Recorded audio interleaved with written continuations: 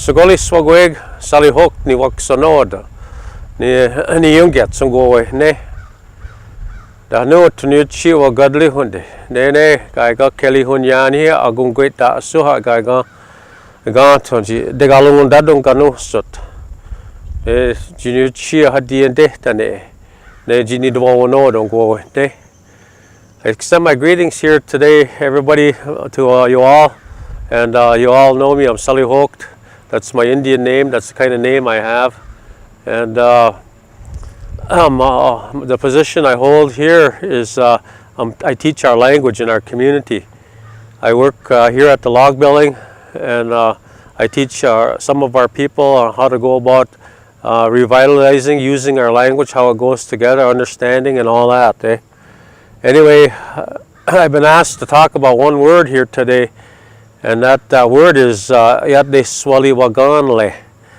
And that is a word and in our language, and it seems to have the meaning of we're looking off in a distance somewhere away at some kind of a way where we focus our sight on something away of a message, an idea. There's two words that make that word up. One is, if I would change it to myself, I could say dekandle. I'm focusing my sight on something or looking at something. And the other part is oliwa, a word, way, or matter, or an idea. There are many different things that can mean, and it always changes in how it incorporates with different words too. So I'd have to change the word, I guess, myself, and to say ohandu.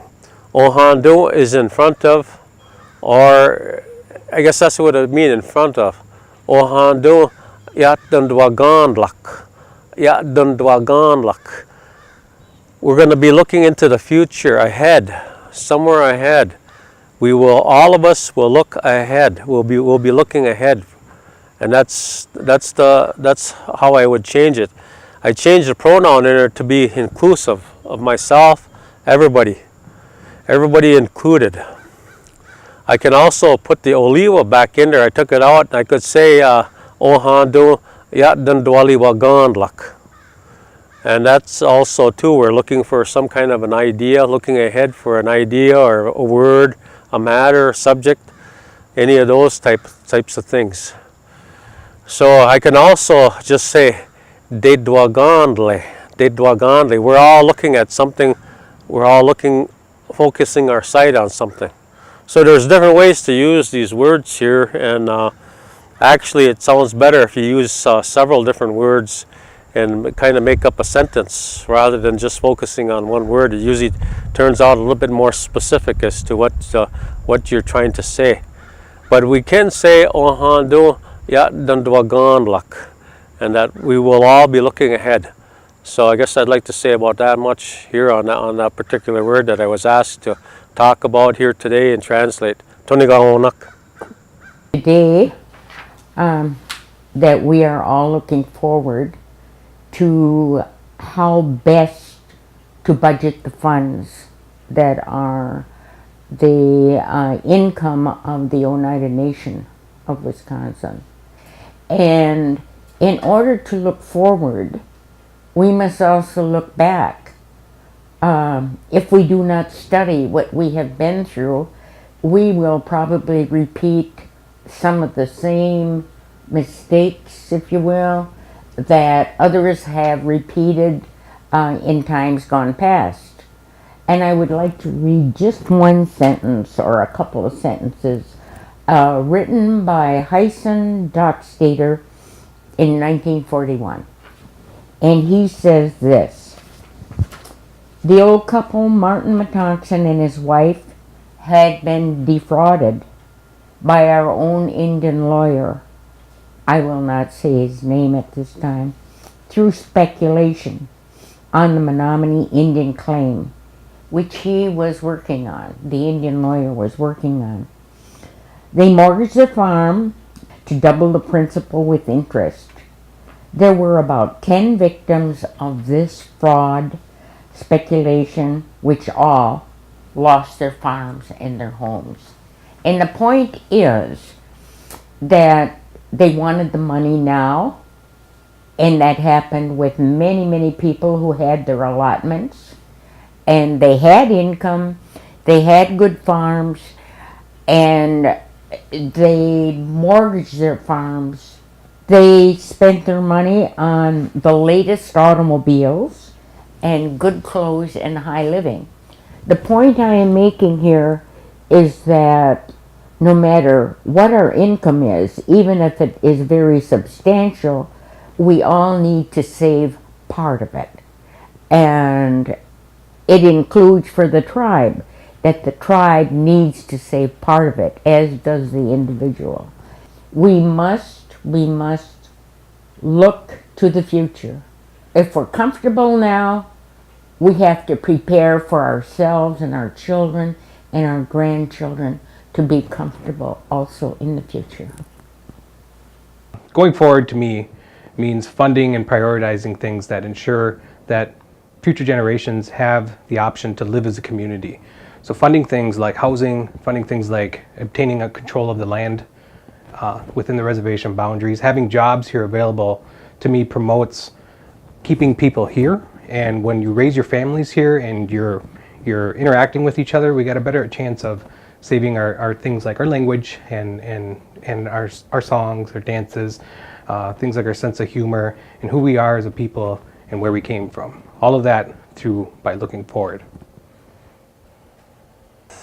Looking forward to me means that all our programs, from our youth to our elderly, are funded and taken care of. That either our culture is preserved and that our education and sports for youth are taken care of. That way, we are able to pass down our knowledge and our education with our culture to our children and our children's children. Looking forward to me takes on a special meaning since I've been diagnosed with cancer, and I only know I'm guaranteed today, and all of us, we're not guaranteed tomorrow, we're not guaranteed 5 or even 10 years from now. So to be the best person that you can today and support your family, your community with the best energy that you can. Negative is just going to bring negative, positive brings positive.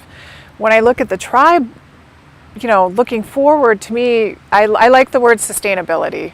And we have to figure out a way to financially sustain our programs and services and build our programs and services.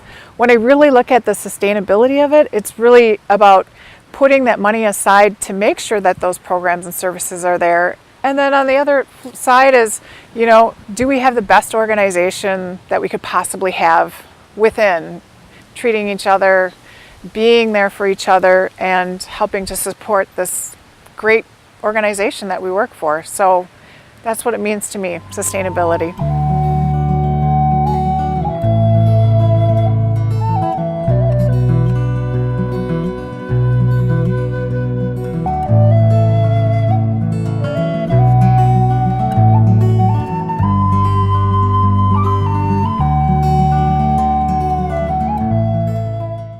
Sigoli Swagwake, Trish King Nyongyets, Oneida Nation Treasurer.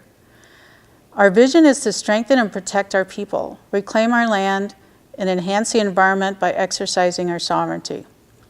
Every year, the Oneida Nation provides over 1,200 programs and services. Together, we are working to sustain our culture, our heritage, and our economy. In 1964, the Oneida Nation's first budget was $400 and serviced approximately 1,700 enrolled Oneidas. At that time, we had approximately 80% unemployment. We only had approximately 1,500 acres of land. Since 1964, our nation has grown significantly. Today, we have over 1,200 programs and services. We reach out to approximately 17,100 tribal members. Our land base has increased to 24,839 acres, and unemployment is at 11%. Our Oneida Nation provides all these services with a budget of more than $450 million today. Also, we own several businesses in Wisconsin and have successful business ventures with annual returns. One of our successful ventures is Thornberry Creek Golf Course, and to tell us more is Josh Dockstader, current General Manager.